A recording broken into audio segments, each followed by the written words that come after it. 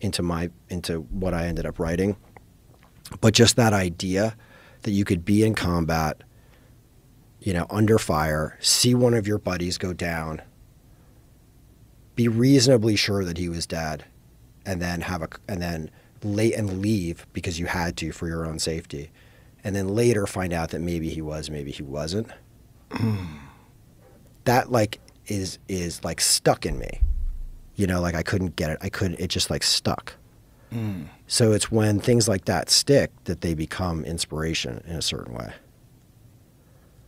Or like, I remember talking to, I know this was actually in a book I read about somebody that had been kidnapped in Colombia, and she was like a political consultant, or she was working on a political campaign, and she got kidnapped by a rebel group. And then she was held for a really long time, wrote a book about it.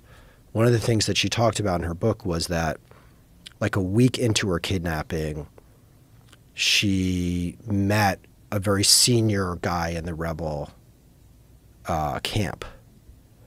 And she lost her temper with him. She like unloaded on him. And because she was fucking pissed because she was being held captive. And she was rude to him. And she like regretted it for the next like 10 years of her life. And I thought that like stuck in me, like how you could be kidnapped and be so fucking desperate to get out, and at the same time angry that you're kidnapped. And then here you have the one opportunity, you're now talking to the guy who controls your fate, and you can't control your emotions, and you like, you know, let loose on him.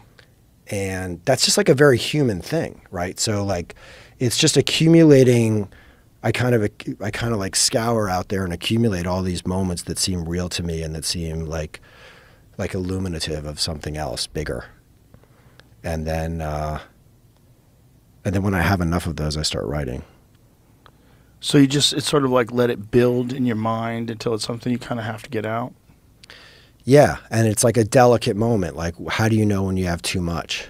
And there's also times on projects where I fucked that process up and I've gotten so much information and didn't write it out, and it's like you miss that window, and you're like, I'll do it like next month or in 2 months, and then it's like it's gone. There's just like this moment in time where like I have enough. If I learn one more thing, I'm gonna get overwhelmed.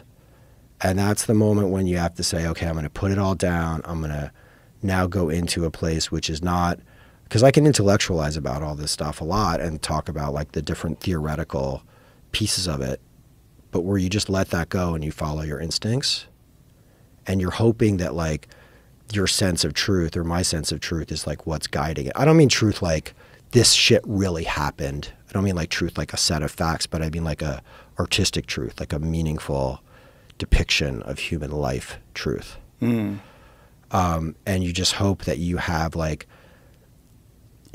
for me, if I stay quiet enough in myself and like don't take an easy out and don't copy some shit I've seen before and don't, you know, succumb to anxiety about like getting it done quickly or whatever it is, and I just follow like, hey, there was something about that moment when I heard that story about, or read that story about the woman who like lost it on her captor, and like I just need to stay with that curiosity and really try to honor it and not try to come to it with like a whole bunch of ideological fucking suppositions, because those are always wrong, and not try to like really like slap myself on top of it, but just like try to follow the truth of that moment.